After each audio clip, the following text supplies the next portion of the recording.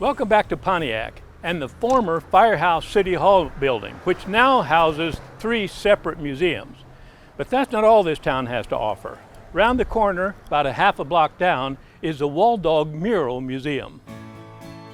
Back when advertising designs were hand-painted on buildings and billboards, traveling artists began to refer to themselves as Walldogs. It was not an easy life and sometimes dangerous because of the heights that were involved.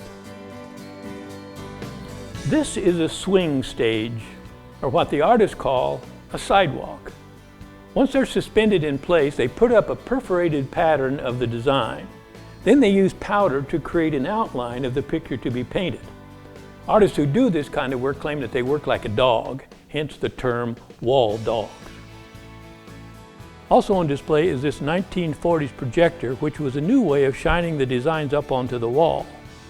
And there's a collection of artwork from Beverly Outdoor in Chicago. But despite today's modern methods of printing billboards, the Walldogs are not gone. That term was resurrected in 1993. To preserve the art and technique of wall painting, every year sign artists from around the country gather in a different location to practice their art. That event was held here in 2009, and as a result there are 18 new murals located around the downtown area. Some are fashioned after ads from the early 1900s, while others recreate the storefront of past businesses. Each mural has a QR code next to it so visitors can learn more. And on a couple, the artist left a whimsical touch. We're told that in this mural of Roselle's soda fountain is a hidden monkey. But that's not all. Currently, the Walldog Museum is also home to the Society of Guilders Museum, which explores the art and the process of working with gold leaf.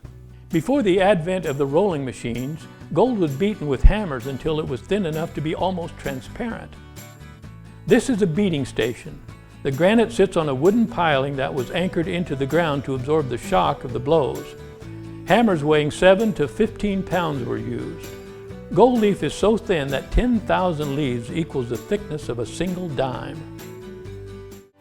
For more information about the places we visited in Pontiac, contact the Pontiac Tourism Office at 815-844-5847.